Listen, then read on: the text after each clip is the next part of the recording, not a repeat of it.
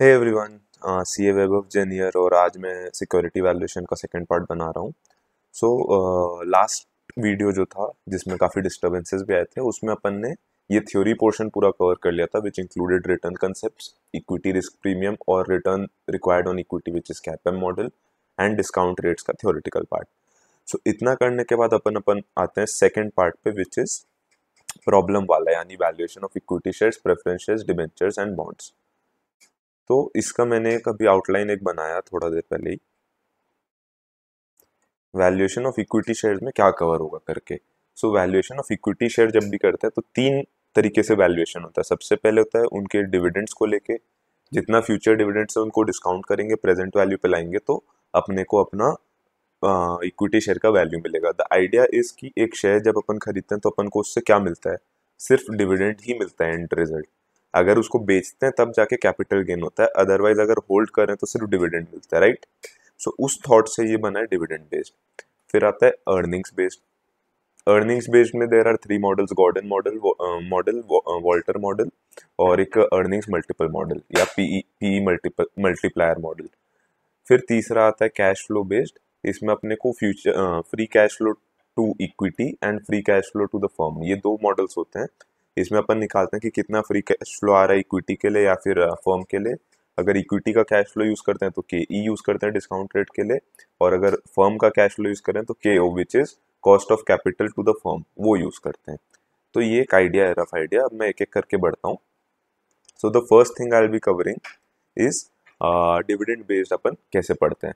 So dividend based में as you can see दो type का होता है। एक होता है कि अपन एक शेयर को खरीदे, लेट से आईटीसी, और एक साल खरीद के एक साल होल्ड करके बेच दिए।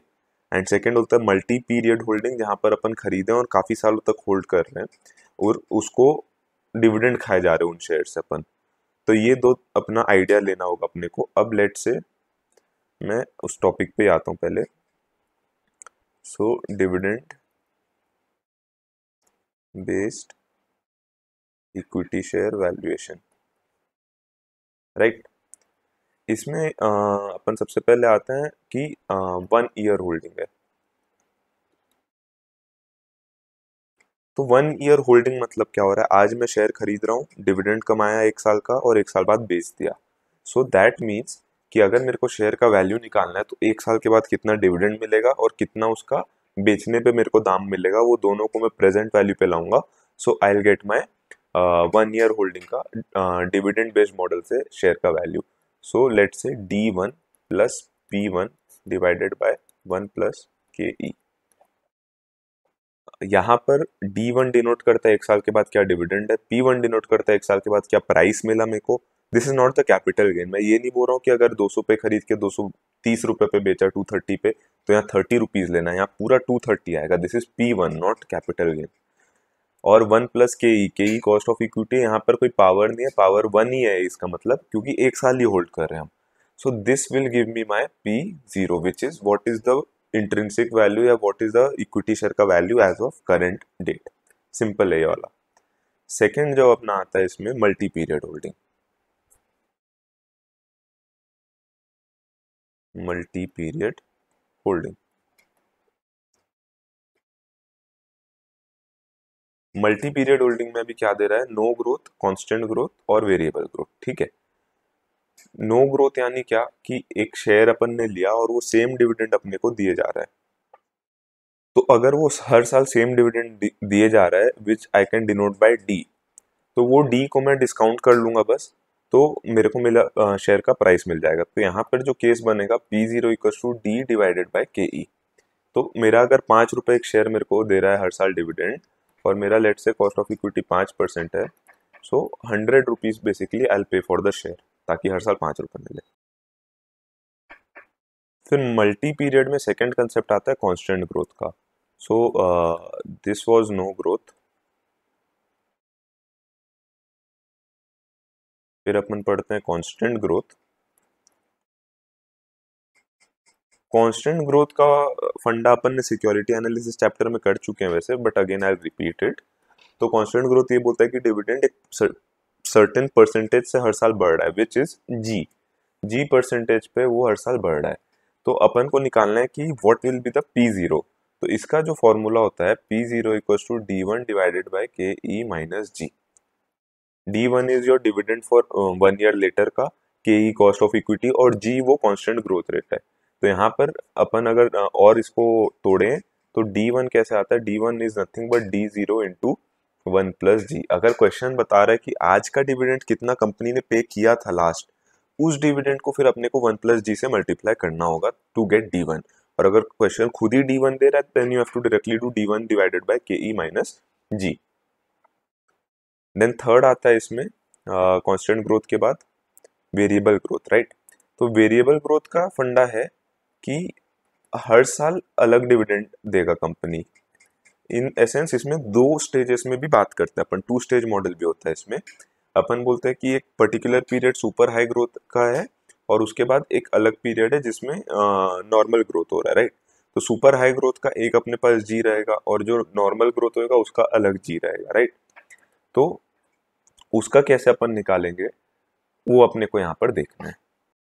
इसका लॉजिक क्या है, वेरिएबल ग्रोथ में अगर अपन लेट से अलग अलग डिविडेंड आ रहा है हर साल, तो अपन हर साल का अलग डिस्काउंटिंग करेंगे। तो जैसे अपने पास ईयर 1 में D0 इंटू 1 प्लस G1 है पहला growth rate divided by 1 plus KE।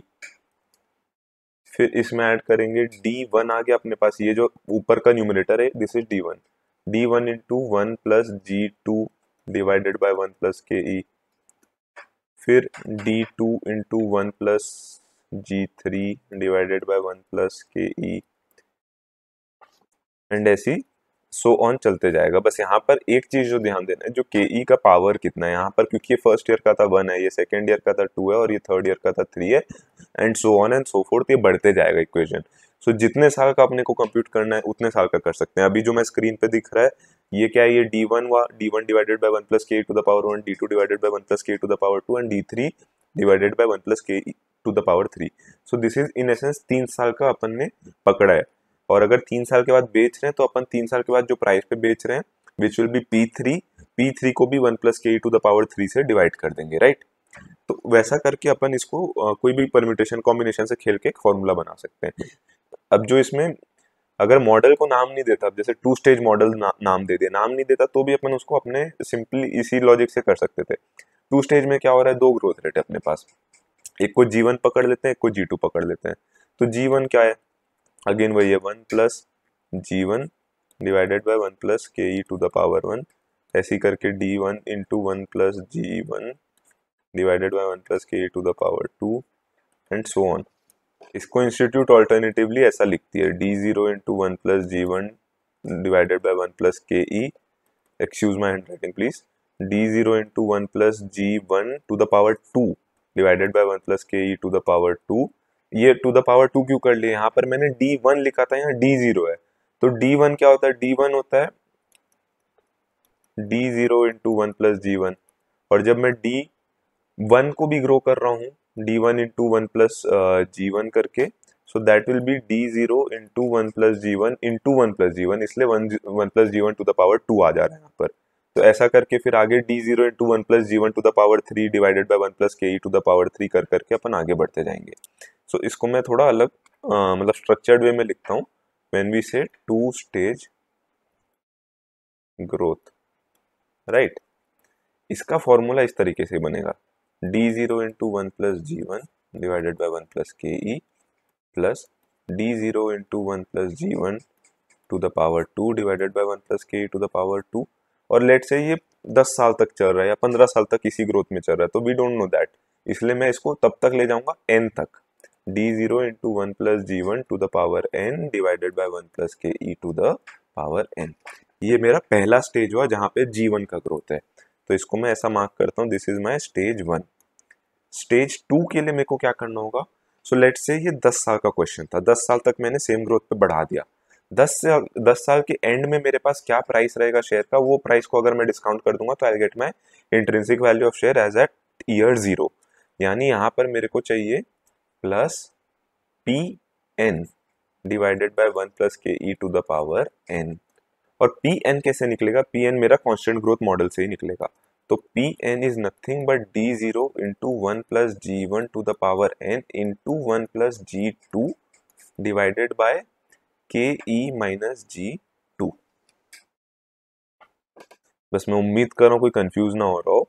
सो यहाँ पर d0 into one plus G one to the power n, तो यही है यहाँ का डिविडेंड, विच इज लेट से 10 साल का क्वेश्चन है, तो 10 साल तक का मेरा डिविडेंड कितना था, 10वें साल पे, आई मीन 10वें साल पे मेरे को इतना डिविडेंड मिला।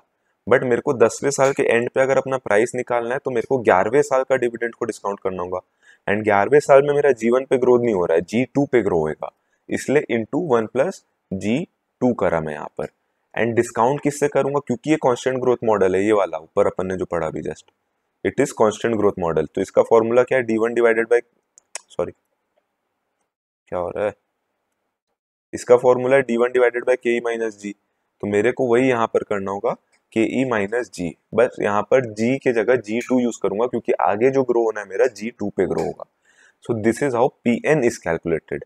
ये Pn कैलकुलेट करूंगा मैं, उसको यहाँ पर सब्सटीट्यूट करूंगा, डिवाइड बाय वन प्लस के टू द पावर n करूंगा, तो इससे मेरा टर्मिनल वैल्यू बोलते हैं इसको, this is my terminal value TV.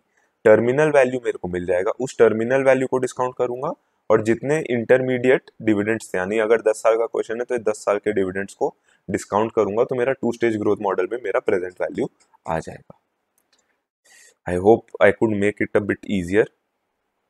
मैं ये मार्क्स हटा रहा हूँ इनकेस काम आ जाए कभी। हाँ, ये टीवी तो लिख देते हैं इसको, टीवी, ठीक है। So you can also make this note. तो इसको ऐसा समझते हैं, यहाँ तक अपन ने पढ़ लिया, तो अपना कितना पोर्शन कवर हो गया, अपना 1 ईयर होल्डिंग हो गया, मल्टी पीरियड होल्डिंग में no growth, constant growth, variable growth. So इससे अपना डिविडेंड बेस्ड अर्निंग्स का वैल्यूएशन वाला पार्ट खत्म हुआ। नेक्स्ट आते हैं अर्निंग्स बेस्ड वैल्यूएशन का, इसमें गॉर्डन, वॉल्टर और पी मल्टीप्लायर पढ़ेंगे, राइट। तो मैं नेक्स्ट आ रहा हूँ सेकेंड जो है अपना earnings based equity share valuation. तो सबसे पहले अपन इसमें आते हैं गॉर्डन मॉडल में, right. Gordon model is nothing but an expansion of the constant growth model जो अपन ने ऊपर पढ़ा। कांस्टेंट ग्रोथ मॉडल का फॉर्मूला था D1 divided by K E minus ji, right. इसी को अपन बड़ा फॉर्मूला बना रहे, थोड़ा कॉम्प्लिकेटेड कर रहे हैं ताकि अपन गॉर्डन मॉडल पे आते हैं, राइट। सो गॉर्डन मॉडल बोलते हैं आपके पास डिविडेंड नहीं है, आपके पास अर्निंग्स है। So what we will have in this equation is not D1, but we will have EPS of the company, and we will have retention ratio of the company, and we will have return on equity, right? ये है retention, ये है return on equity, and ये है earnings per share। इसमें तो क्या ही बोलूँगा। return on equity वो होता है जो कंपनी रिटेन करती है, उस पर कितना परसेंट कमाती है कंपनी, राइट। तो इससे अपने को D1 divided by K E minus जी को अपन थोड़ा सा एक्सपैंड करते हैं। D1 कैसे कैलकुलेट होता है, D1 होता है EPS 1 इंटू 1 माइनस बी। कैसे हुआ ये, कंपनी 100 रुपए कमाई, बी इज रिटेंशन, 40% रिटेन कर रही है, तो 60% का पे आउट है, विच मीन्स की कंपनी EPS इंटू 60% का पे आउट कर रही है। अगर 100 रुपए कमा रही है, 60% पे आउट है, तो 60 रुपए वापस देगी। सो इससे अपना D1 आता है। मैं एक एक एलिमेंट को तोड़ रहा हूँ। फिर के ई तो एज इट इज अपने पास रहेगा, उसका दिक्कत नहीं है।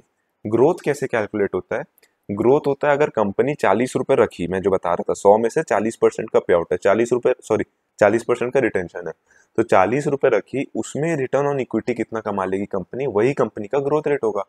तो कंपनी अगर बी रिटेन कर रही है, उस पर आर कमा रही है, तो G equal to B into R, ये फॉर्मूला बनेगा।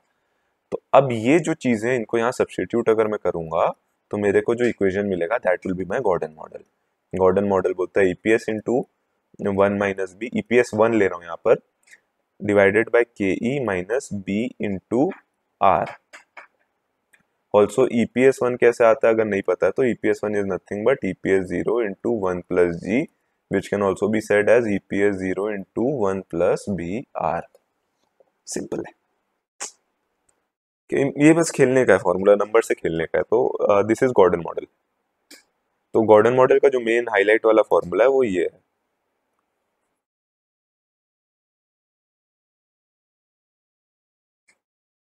ठीक है। ये फॉर्मूला याद रखना, हो जाएगा गॉर्डन मॉडल। नेक्स्ट अपन आएंगे वॉल्टर मॉडल पे।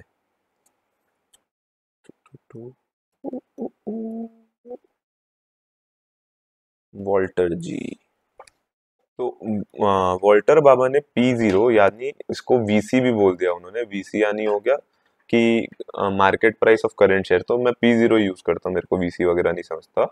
P0 कैसे कैलकुलेट होगा, वो बोल रहा है भाई डिविडेंड, उसमें जोड़ दो जो अपना रिटेंशन है E minus D.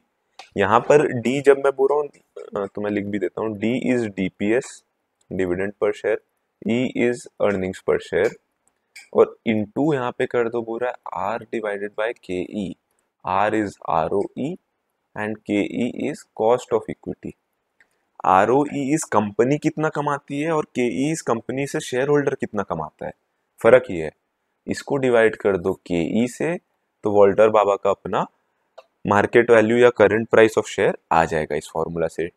D is DPS, E is EPS, ये याद रखना। तो डिविडेंड प्लस जो dividend minus sorry earnings minus dividend, यानी कंपनी जो रिटेन कर रही है उस पे R डिवाइडेड बाय KE करना है, divided by total divided by KE। इससे अपना वॉल्टर मॉडल का ये आ जाएगा क्या, क्या होता है, मार्केट वैल्यू या इंट्रिंसिक वैल्यू ऑफ शेयर। फिर PE multiplier approach. PE multiplier तो इजी है। सो PE मल्टीप्लायर तो अपन यूज भी करते हैं खैर कॉमनली।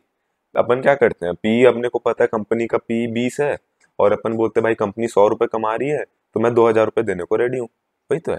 तो P0 यहाँ पर होता है PE ratio into EPS, simple है। कंपनी 100 रुपए कमा रही है, 20 टाइम्स का PE है तो 2000 रुपए दूंगा, सिंपल है। PE multiplier approach. तो अभी जो मैंने बकवास किया बकबक, उससे अपन ने काफी चीजें और कवर कर ली। तो अपन ने कवर कर लिया Gordon model, Walter model, P multiplier, यानी अपन ने इक्विटी शेयर का अर्निंग्स बेस्ड अप्रोच भी कवर कर लिया। डिविडेंड हो गया, अर्निंग हो गया। तीसरा आएगा कैश फ्लो बेस्ड। इसको मैं SM के साथ ही कर रहा हूँ ताकि इसमें थोड़ा सा कॉम्प्लिकेशंस है, तो वो बुक के साथ ही करेंगे अपन। तो मैं SM खोलता हूँ। हाँ जी, ये अपन आ गए कैश फ्लो मॉडल्स पे। कैश फ्लो मॉडल के जस्ट ऊपर EPS का कैलकुलेशन दिया, ये मैंने नहीं बताया क्योंकि सबको पता है EPS कैसे आता है।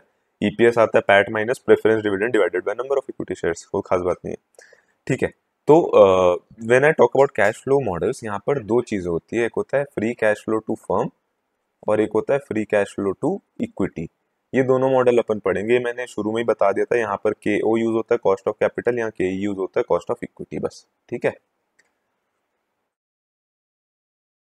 तो अभी अपन करते हैं पहला, free cash flow to firm कैसे कैलकुलेट करते हैं। तो मैं एक बार एक अपन बचपन में पढ़ते थे, ये एक एबिडा होता है, एबिडा में से अपन माइनस करते हैं depreciation amortization, we get EBIT, EBIT में से इंटरेस्ट माइनस करते हैं, वी गेट PBT या EBT, whichever you want, minus tax करते हैं तो अपने को पैट मिलता है, ठीक है। पैट में से अपन अगर प्रेफरेंस डिविडेंड माइनस कर देते हैं तो we get profits available for equity share holders. उसमें से अगर अपन डिविडेंड माइनस कर देते हैं, dividend pay out, so we get retention यानी retained earnings.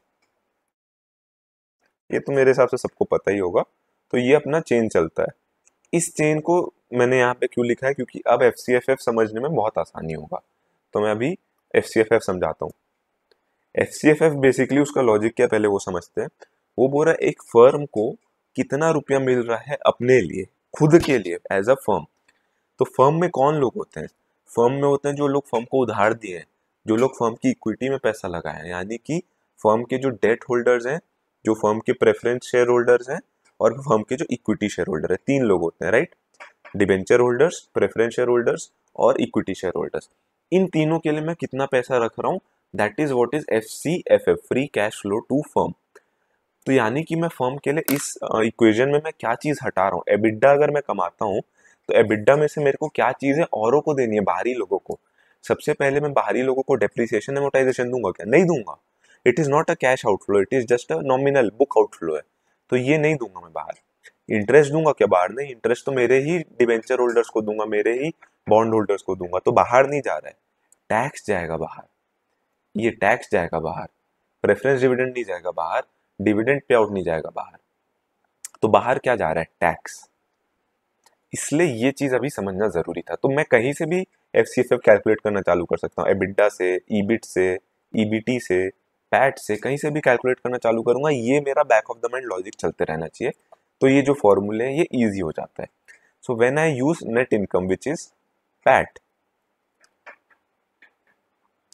when I use net income, which is PAT, तो कैसे कैलकुलेट कर रहा हूँ मैं? पैट पे हूँ, अभी यहाँ पर हूँ ये, तो मैं पैट से ऊपर जाऊंगा कि मैं क्या चीज बाहरी लोगों को दिया हूँ। तो पैट से अगर मैं चालू कर रहा हूँ तो मैं बाहरी लोगों को क्या दिया हूँ?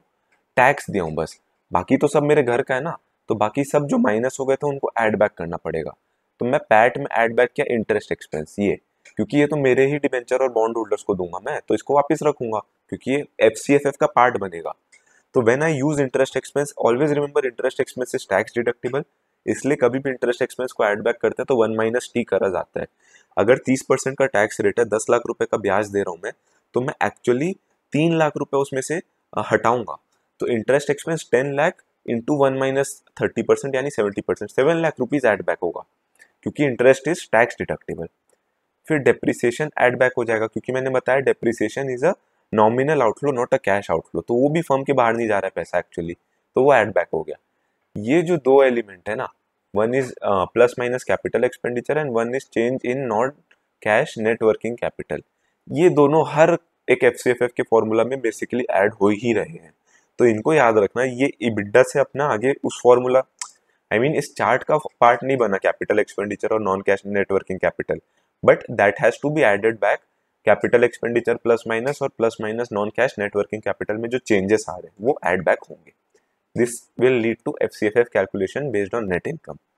फिर ऑपरेटिंग इनकम से आते हैं यानी कि ईबिट से। ईबिट से अगर मैं चालू कर रहा हूँ विच इज हियर, ईबिट से सिर्फ मैंने डेप्रिसिएशन माइनस किया हुआ है जो मैं ऐड बैक कर लूंगा, बाकी तो सब जेन्युइन है। तो मैं सीधा ईबिट से मेरे को टैक्स देना पड़ेगा बाहरी लोगों को, टैक्स दे दिया, ईबिट को नेट ऑफ टैक्स ले लिया यानी 1 माइनस टैक्स रेट कर दिया ईबिट से, प्लस डेप्रिसिएशन कर दिया, प्लस वो दो common element capital expenditure and change in non cash net working capital.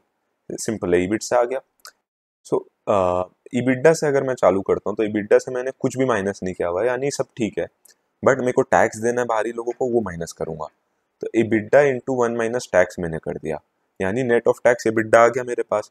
But अब ये याद रखना कि भाई डेप्रिसिएशन जो है, डेप्रिसिएशन इनटू टैक्स रेट अपन यहाँ पे और कर रहे हैं। इबिडा में अपन जो डेप्रिसिएशन पे टैक्स अपने को बचत होता है वो ऐड बैक कर दे रहे हैं।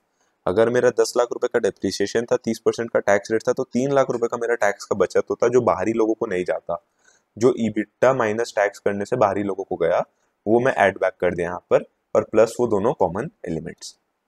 और लास्ट है ये शायद एफसीएफई बेस्ड और एक है कैश फ्लो बेस्ड। एफसीएफई अपन कैलकुलेशन अभी देखेंगे। एफसीएफई में ये बोल रहा है भाई ये इक्विटी वालों का हो गया, डेट वालों के लिए तुम इंटरेस्ट इंटू 1 माइनस टी ये ऐड कर लो बोल रहा है, यानी कि interest net of tax add कर लिए तो अपन बॉन्ड और डिबेंचर होल्डर्स का भी ऐड कर लिए, और उसके बाद principal repaid minus net debt issued, कितना अपन ने प्रिंसिपल वापस पटा दिया और कितना नेट डेट इशूड है ये अपन इसका नेट ले लेंगे। तो इससे अपना ये पूरा, इसको सिंपल मैं ऐसा तोड़ता हूँ, एक सेकेंड, दिस इज इक्विटी के लिए, दिस इज डेट वालों के लिए, और ये जो प्रेफरेंस डिविडेंड ऐड किया ये प्रेफरेंस शेयर वालों के लिए। मैं जो बाहर शुरू में ही बोला था कि फर्म के लिए 3 कॉन्स्टिट्यूएंट्स हो, इक्विटी डेट और प्रेफरेंस, उनको कैसे अपन उनका पूरा पैसा एक जगह लाएं वो है। तो प्रिंसिपल रीपेड को ऐड क्यों कर रहे हैं? क्योंकि जो पैसा मैं उन लोगों को प्रिंसिपल दे रहा हूँ उन्हीं के लिए तो था ना, वो अपना ऐड हो जाएगा व्हेन कैलकुलेटिंग एफसीएफएफ। और नेट डेट इशूड वो माइनस क्यों कर रहे हैं? क्योंकि वो नया पैसा मैं उनको दे दिया हूँ, वो एफसीएफएफ का पार्ट नहीं बना अभी। और प्रेफरेंस डिविडेंड ऐड कर रहा हूँ क्योंकि प्रेफरेंस शेयर होल्डर्स भी फर्म का पार्ट बनेंगे। इफ यू सी, अपने कोई भी कैलकुलेशन में अपन ईबिट एबिट सॉरी पैट तक रुक जाते हैं, पैट के नीचे क्यों नहीं जा रहे थे? क्योंकि प्रेफरेंस डिविडेंड भी तो फर्म का पार्ट है, एफसीएफएफ के लिए बोल रहा हूँ। और लास्ट आता है cash flow based. Cash flow based ये बोल रहा है कैश फ्लो फ्रॉम ऑपरेशंस ले लो, कैश फ्लो फ्रॉम ऑपरेशंस में से इंटरेस्ट 1 माइनस टैक्स ऐड कर दो नेट ऑफ टैक्स, तो ये हो जाएगा। इसमें बस कैपिटल एक्सपेंडिचर के चेंजेस ऐड कर देना। तो ये 5 तरीके हैं जिनसे अपन एफसीएफएफ कैलकुलेट कर सकते हैं। मैंने एक लॉजिक देने का कोशिश किया है, बट अगर नहीं समझ आ रहा है तो इसको याद तो करना पड़ेगा थोड़ा बहुत कि कहाँ कहाँ क्या क्या ऐड हो रहा है। फॉर एग्जाम्पल यहाँ पे क्योंकि अपन सीएफओ ले लिए हैं, ये कॉमन सेंस भी थोड़ा बहुत, कैश फ्लो फ्रॉम ऑपरेशंस ले लिए तो ऑब्वियसली मैं change in non cash net working capital नहीं लाऊंगा ना यहाँ पर, क्योंकि चेंज इन वर्किंग कैपिटल तो मेरा कैश फ्लो फ्रॉम ऑपरेशंस में ऑलरेडी अकाउंट फॉर हो जाता है। तो ये चीज अपने को खुद ही अकाउंट फॉर करना होगा दिमाग में, और ये लॉजिक्स है इनके पीछे। ये 5 तरीके से एफसीएफएफ अपन निकाल लेंगे तो अपन कैलकुलेट कर सकते हैं अपने फर्म का वैल्यू, और वहां से अपन निकाल सकते हैं इक्विटी शेयर का वैल्यू।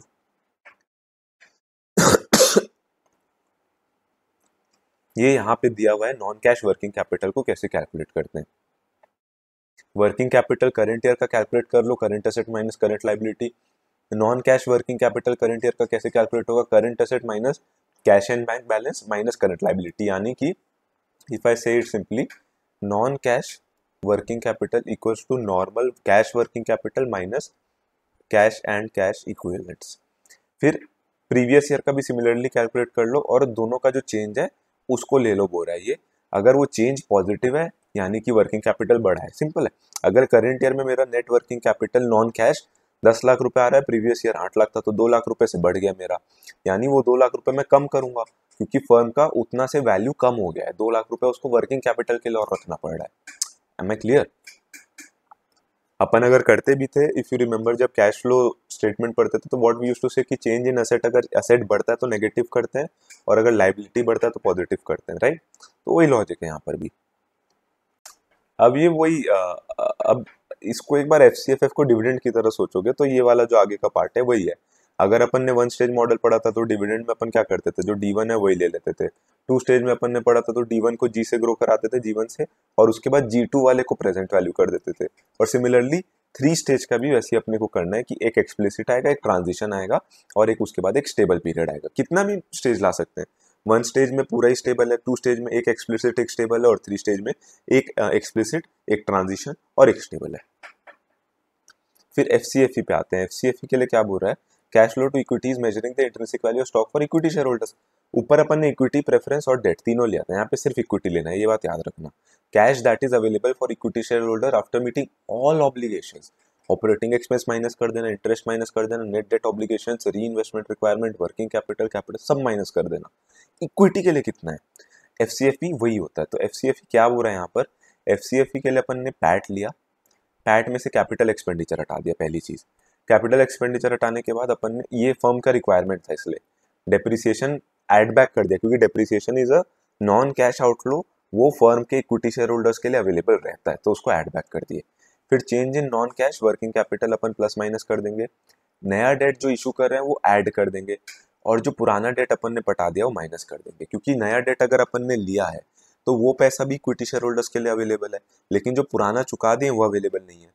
और net issue of preference shares अपन यहाँ पर ऐड कर रहे हैं, मैं नए प्रेफरेंस शेयर इशू कर रहा हूँ, वो पैसा भी फर्म के इक्विटी शेयर होल्डर्स के लिए अवेलेबल है, यानी एंड वालों के लिए अवेलेबल है। लेकिन जो प्रेफरेंस शेयर का डिविडेंड है वो माइनस हो जाएगा, क्योंकि वो पाफेज जो मैंने ऊपर बताया था, profits available for equity share holders, वो कैसे कैलकुलेट होता है, प्रेफरेंस डिविडेंड माइनस करके। तो when we are calculating FCFE, preference share dividend minus हो जाएगा। ऑल्टरनेटिवली एफसीएफई कैसे कैलकुलेट होगा, नेट प्रॉफिट में डेप्रिसिएशन ऐड कर दिए।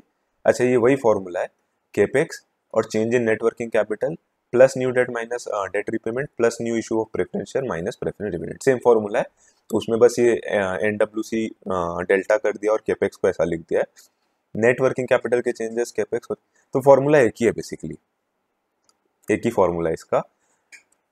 तो ये इसका कोर फॉर्मूला है। अपन ने एफसीएफएफ के लिए 5 फॉर्मूले देखे थे और एफसीएफई का एक ही फॉर्मूला है। ये दोनों अपन अगर समझ गए तो अपन इसको डिस्काउंट कर करके अपने फर्म का और अपने इक्विटी का वैल्यू ला सकते हैं। फर्म का वैल्यू कैसे लाएंगे, केओ से डिस्काउंट करके, और इक्विटी का वैल्यू एफसीएफई को कैसे डिस्काउंट करेंगे, केई से डिस्काउंट करेंगे। That is very important to be remembered.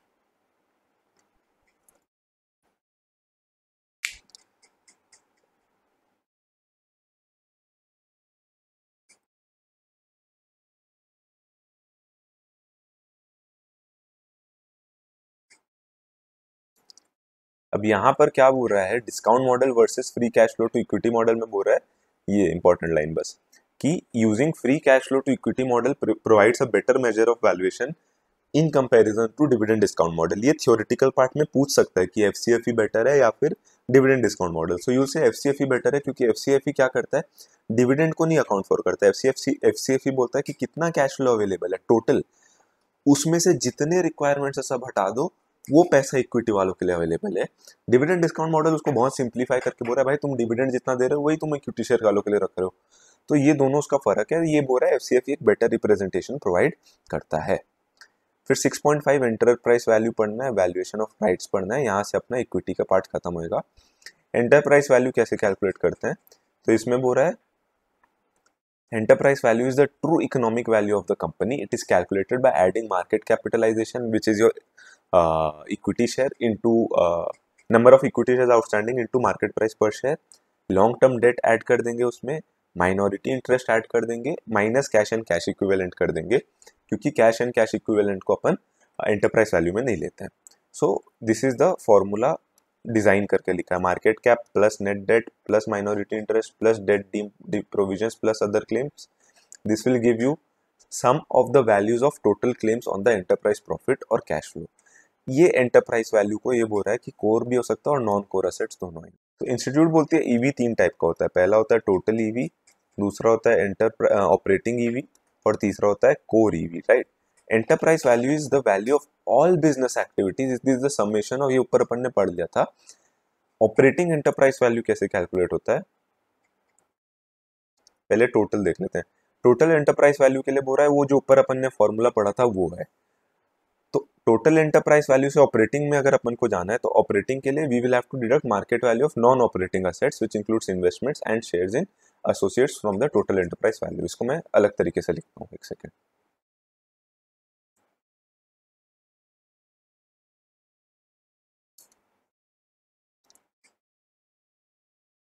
Total EV is the value of all business activities. इसमें क्या आ जाएगा अपना मार्केट कैप, ऐड हो जाएगा इसमें अपना डेट।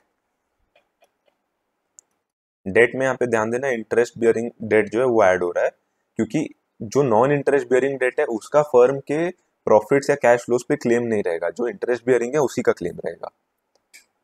डेट हो गया, डेट के बाद we'll add minority interest minus cash कर देंगे यहाँ पे। ऊपर और कुछ भूल तो नहीं रहा हूं मैं, नहीं और कुछ नहीं भूल रहा। तो ये अपना टोटल ईवी आ गया। टोटल से ऑपरेटिंग ईवी के लिए अपन कैसे आएंगे, operating EV equals to total EV minus non operating assets का जो वैल्यू है, जो यहाँ पे दिया हुआ है उसका market value, non operating assets का मार्केट वैल्यू, ये माइनस कर देंगे तो ऑपरेटिंग ईवी आ जाएगा अपने पास। नॉन ऑपरेटिंग असेट्स का मतलब क्या होता है, जैसे मेरे कुछ इन्वेस्टमेंट्स है, वो इन्वेस्टमेंट्स मेरे ऑपरेशंस का पार्ट नहीं बनते, उससे अपन क्या कमाते हैं जनरली, कोई डिविडेंड कमा लिया, कुछ ब्याज कमा लिया। तो जो नॉन ऑपरेटिंग इन्वेस्टमेंट्स और शेयर्स एसोसिएट्स वगैरह में वो अपन टोटल एंटरप्राइज वैल्यू से माइनस कर देंगे तो ऑपरेटिंग एंटरप्राइज वैल्यू आ जाएगा। और कोर एंटरप्राइज वैल्यू के लिए ये बोल रहा है कि जो नॉन कोर असेट्स हैं, जो फर्म के ऑपरेशन के लिए भी इंपॉर्टेंट नहीं है, जो फर्म की ऑपरेटिंग एक्टिविटीज के लिए इंपॉर्टेंट नहीं है, उनको अगर अपन माइनस कर देंगे तो कोर एंटरप्राइज वैल्यू आएगा। Core enterprise value is operating enterprise value minus market value of non core assets, right. तो ये एंटरप्राइज वैल्यू का थ्योरी है, मतलब फॉर्मूले बोल लो इसको। Enterprise value measures the business as a whole, gives its true economic value, फलाना फलाना। It measures considers both equity and debt. हाँ ये तो ठीक है, ये अपन फॉर्मूला में कर ही रहे हैं कि both equity and debt is included in the valuation of firm. तो फर्म का कैपिटल स्ट्रक्चर क्या है उससे तो फर्क नहीं पड़ेगा, क्योंकि दोनों ही ऐड हो रहा है। Enterprise multiples are more reliable than equity multiples because equity multiples focus only on the equity claim. ये बोल रहा है एंटरप्राइज वैल्यू आप निकाल रहे हो तो दोनों का क्लेम ले रहे हैं, इक्विटी डेट, इसलिए वो ज्यादा रिलायबल है as compare to equity valuation जिसमें अपन सिर्फ इक्विटी का क्लेम लेते हैं। और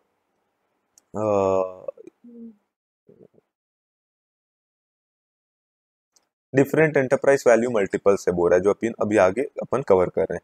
तो सबसे पहले ईवी टू सेल्स होता है। ईवी टू सेल्स वो ये अब इसका दो एग्जांपल दिया है, एक ईवी टू सेल्स और ईवी बाय एबिटा दिया है। तो ईवी टू सेल्स के लिए बोल रहा है ये कहाँ सुटेबल है, जिनका नेगेटिव कैश फ्लो है या नेगेटिव अर्निंग्स है because they are cyclical firms. मैं इसका एग्जांपल देता हूँ। आई वाज थिंकिंग कि इसको वैल्यू कैसे करूँ, मैंने सोचा कि प्राइस टू अर्निंग्स ले लूँ तो वो मजा नहीं। इशू क्या आता है, ये बराबर दिया है। क्या होता है कि अगर मैं इक्विटी वालों के लिए देखूंगा तो मेरे पास नेगेटिव अर्निंग्स रहेंगे, उनको डिस्काउंट करने जाऊंगा तो फर्म का वैल्यू नेगेटिव आएगा, तो आई कैन नॉट यूज वहां पे डिविडेंड डिस्काउंट मॉडल, राइट, क्योंकि वो नेगेटिव अर्निंग्स तो डिस्काउंट डिविडेंड दे ही नहीं रहा होगा जनरली, अनलेस वो एक चार्ज बना के दे ही रहा है, कुछ कंपनीज करती है ऐसा। तो अगर वो डिविडेंड नहीं दे रहा है, नेगेटिव कैश फ्लोज है उनके फॉर इक्विटी, सो वहां पर enterprise value will be a better measure, क्योंकि एंटरप्राइज वैल्यू डेट और इक्विटी दोनों को ले रहा है तो टोटल कैश फ्लो को अकाउंट फॉर कर रहा है। और उसको सेल्स से क्यों डिवाइड कर रहे हैं? क्योंकि काफ़ी बार कंपनीज व्हाट दे डू कि वो लोग जब अपना सेल्स के नीचे जाते हैं, बिड्डा तक जाते हैं, बिड्डा में दे यूज मैनिपुलेशंस। तो सेल्स को जब अपन लेते हैं टॉप लाइन को, वहाँ पे मैनिपुलेशंस नहीं होते। ये ऐसा इंस्टीट्यूट अपने को बताती है। तो और बोल रही है ईवी बाय सेल्स कौन लेता है? जनरली टेक्नोलॉजिकल फर्म्स लेते हैं। ये चीज़ यहाँ पर याद रखना, क्योंकि ये चीज़ इंस्टीट्यूट 4 मार्क वाले में पूछ सकता है, आई एम नॉट श्योर। फिर आता है ईवी टू एबिटा। तो मैंने क्या बताया, एबिटा काफ़ी बार मैनिपुलेट हो सकता है। तो ये कहाँ पे यूज़ कर रहे हैं? Which is commonly the proxy of cash flow.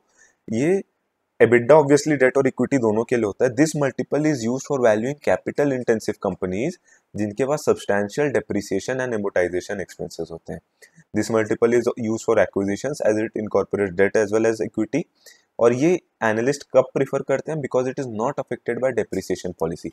Now let me put what they want to say. अगर अपन EV by let's say PAT ले रहे हैं, तो पैट में क्या होगा? डेप्रिसिएशन एमोटाइजेशन माइनस हो गया रहेगा। और यहाँ पर डेप्रिसिएशन एमोटाइजेशन माइनस नहीं हुआ है। जो कंपनीज कैपिटल इंटेंसिव है, उन कंपनीज का डेप्रिसिएशन एक बहुत मेजर पार्ट बनता है। और अगर उसी को माइनस अपन कर देते हैं, तो उस केस में अपना जो मेजर कर रहे हैं अपन वैल्यू, वो उतना रिलायबल नहीं रहेगा, बिकॉज एक major chunk of important part को अपन ने एलिमिनेट कर दिया। दैट्स वाई इंस्टीट्यूट बोल रहा है कि ईवी बाय एबिटा यूज कर सकते हो वहाँ पे। फिर लास्ट आता है वैल्यूएशन ऑफ राइट। तो राइट्स का I don't know if you know the concept. तो मैं एक बार कंसेप्ट बताता हूँ, उसके बाद इसका फॉर्मूला समझते हैं। हाँ जी। तो वैल्यूएशन ऑफ राइट्स पढ़ रहे हैं। वैल्यूएशन ऑफ राइट्स में पहले राइट शेयर क्या होता है वो सबको पता होगा। जो कंपनी को अगर पैसा लेना रहता है, लेट्स से लिस्टेड कंपनी है, ठीक है, शेयर्स इशूड है, अब उसको एडिशनल पैसा लेना है, तो the company has an option to issue right shares. वो कंपनी बोलेगी भाई तुम मेरे एग्जिस्टिंग शेयर होल्डर हो, मैं पहले तुमको प्रेफरेंस दे रहा हूँ, right, you have the right to subscribe to my new issue first. तुम नहीं करोगे तो तुम राइट्स किसी और को बेच सकते हो, I have no issue that. So rights issue is always provided to the existing share holders first, और बाद में वो लोग बाकी किसी को बेचना तो बेच सकते हैं। अब राइट शेयर इशू कर रही है company to raise additional funds. तो यहाँ पर एक ना नया और बहुत ही इंपॉर्टेंट कंसेप्ट आता है, विच इज कॉल्ड, पहला तो एक x right price, which is TERP बोल रहे हैं लोग, theoretical x right price. X right price बहुत ही इंपॉर्टेंट कंसेप्ट है, बहुत जगह काम आता है। इसका कैलकुलेशन ये जो है ना, ये TERP का फॉर्मूला है, थियोरेटिकल एक्स राइट प्राइस कैसे निकालते हैं उसका फॉर्मूला है। मैं समझाता हूँ ये फॉर्मूला। सो एक एग्जांपल लेते हैं। लेट्स से कंपनी है ABC। ABC का आज के डेट पे 10 लाख शेयर्स आउटस्टैंडिंग है। एक शेयर 10 रुपए का है। कंपनी का मार्केट कैप 1 करोड़ रुपए का है, और कंपनी को नए प्रोजेक्ट के लिए 20 लाख रुपए और चाहिए, ठीक है। 20 लाख रुपए के लिए कंपनी क्या प्लान कर रही है? कंपनी बोल रही है भाई मैं 8 रुपए का 1.25 लाख होगा क्या? 16 रुपए पे होगा वो, 2.5 लाख होगा, सॉरी। कंपनी बोल रही है मैं 2.5 लाख नए शेयर 8 रुपए पे इशू करूंगी, ताकि 20 लाख रुपए का और एडिशनल कैपिटल मेरे पास आ जाए नए नए प्रोजेक्ट के लिए, राइट। तो this is number of shares and this is value पर शेयर, प्राइस पर शेयर। प्राइस है ये, बुक वैल्यू नहीं बोल रहा हूँ मैं, प्राइस है।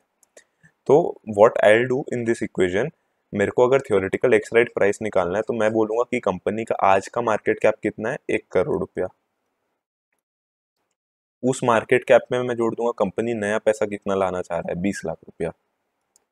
और टोटल कंपनी के नए इशू के बाद शेयर्स कितने हो जाएंगे? 12.5 लाख।